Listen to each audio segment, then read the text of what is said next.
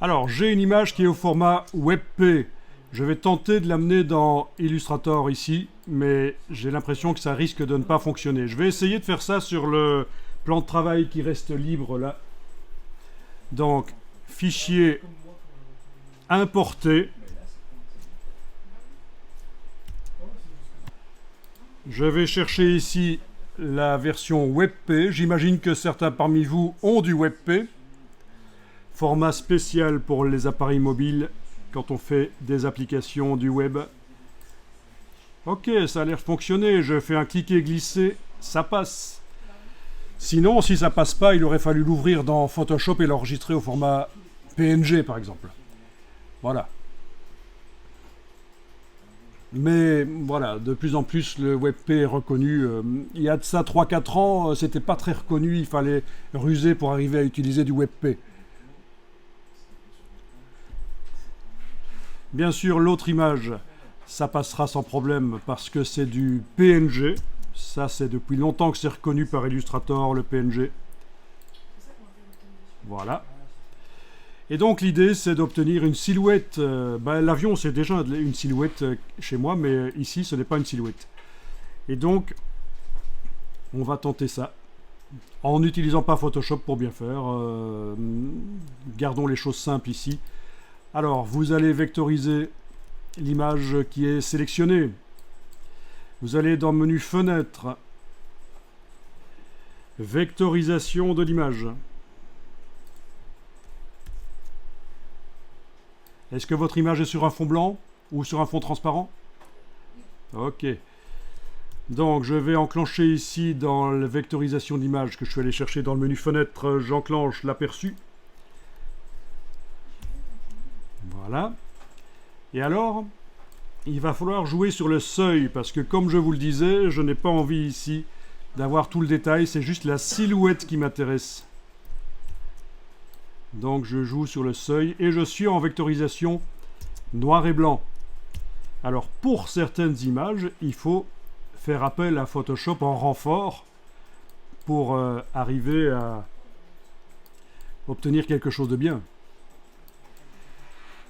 Notamment ici, pour les chaînes qui sont là, et ces choses entre les pattes. Si j'avais travaillé ça dans Photoshop auparavant, ça aurait été pas plus mal. Dans les paramètres avancés, on peut jouer aussi sur tracé, angle et bruit dans le panneau vectorisation, de manière à anguler, ajouter des angles, enlever du détail éventuellement. En fait, j'ai pas envie d'avoir trop de détails. Oui, là c'est trop de détails par exemple. Pour la suite, c'est trop de détails. Je veux quelque chose de plus lisse, comme si je l'avais dessiné à la plume dans Illustrator. C'est pour ça que je joue sur le curseur fidélité, là, le tracé en fait fidélité au dessin. Angle, pour influencer quand même. Bruit, pour enlever du détail. Voilà.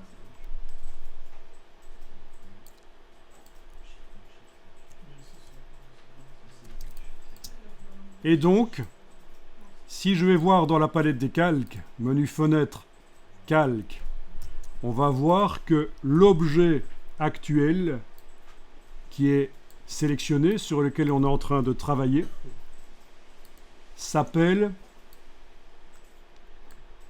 vectorisation de l'image. D'accord? Si je fais la même chose pour l'avion ici, j'active l'avion. Pour l'instant, ça s'appelle fichier lié.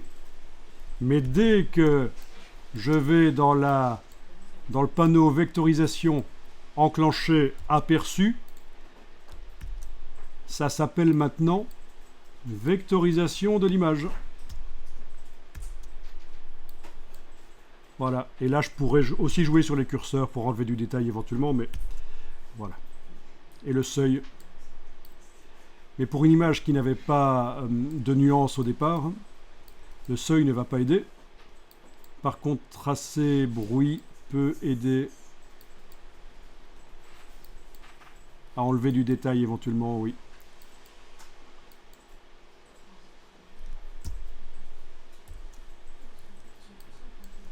Bien, on a des vectorisations dynamiques là. C'est-à-dire que on peut à tout moment revenir, activer l'image, jouer avec les curseurs dans le panneau vectorisation